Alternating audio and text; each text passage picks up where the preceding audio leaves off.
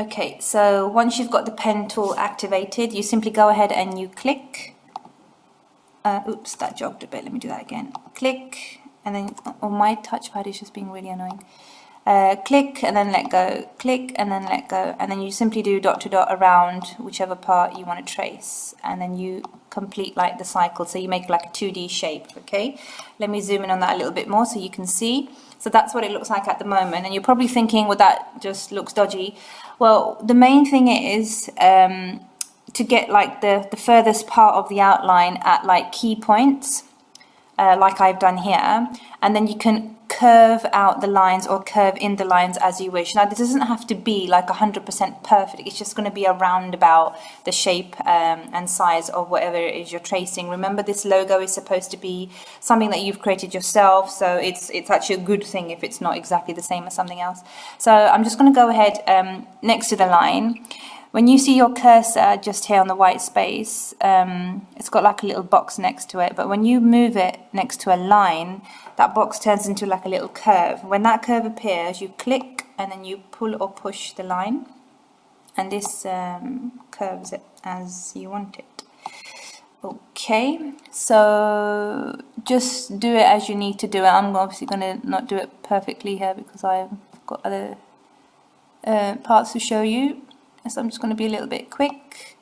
There you go. That's about the ear size I want it to be. That's fine. Let me just zoom out. So that's what it looks like. I'm going to go ahead and do the other ear. So let me just go ahead and zoom in. Get my pen tool.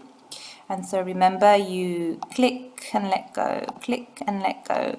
Now as you do this clicking and let go, you'll soon realize where the best places are to actually place your dots or your points with your pen tool, so you get as close as much as possible or as you want for your trace. Okay, so remember, once you finish doing the dot to dot, you've got to complete the 2D shape, and then you go ahead and then you select the first tool on the toolbar, which is selection tool, and then you go ahead and wait for the curved line, and then you click and drag. So remember, you can click outwards or inwards depending on what you want, and remember, it doesn't have to be 100% perfect or oops matching exactly whatever it is you're tracing, because it's good if oops, oh God, my touchpad, if it is a little bit different. There you go. Right, so that's what it looks like at the moment. Let me hide my original. There you go, ears. I'm going to go ahead and actually rename this layer ears, because I'm going to draw or trace the head on a separate layer, just to keep it away from the ear lines. What happens in Flash, let me show you an example. So I've got the pen tool. If I just, oops, let me just draw a shape. There you go. I've just drawn a 2D shape, and I'm going to go ahead and I'm going to draw 2 other lines. There you go.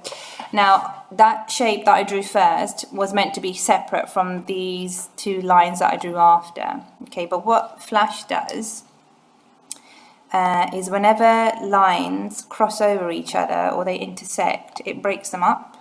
So obviously you know that I drew this separately, and you know that I drew this separately. So really I should be able to just click this and pick up the whole thing. But as you can see, if I just zoom in a bit more, whatever I have just selected, it will shade it. So as you can see, only that has been shaded because that is only selected because this line intersected that. Similarly, if I click this, it's broken it up.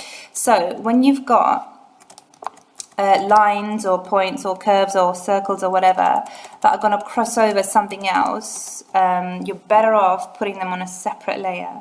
So I know that my head is going to like meet the ear lines at some point, so I'm going to put it on a separate layer, so that if I want to move it, you know, all of it slightly to the left or the right or whatever, then I can do it without interrupting my workflow. Okay, I'm going to go ahead and do the head outline now. If for whatever reason you're using an image which has quite dark colors and this black outline is not working for you very well, you can always change the color of the outline and then change it back after. So if I click the pen tool, you can see here in properties, you can change the color. So for whatever reason, if you wanted yellow, just so you could see it better, then you can go ahead and do that.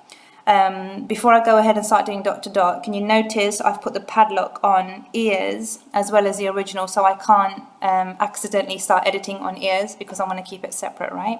And if you want to hide ears, like not even look at it, then you can go ahead and do that.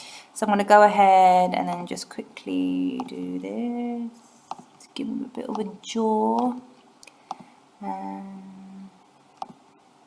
So again, it doesn't have to be perfect, but you know, it will need to look realistic at least. There you go. Get the black tool, or the black arrow tool rather, and then go ahead and adjust as you need to. Go zoom in when you need to zoom in.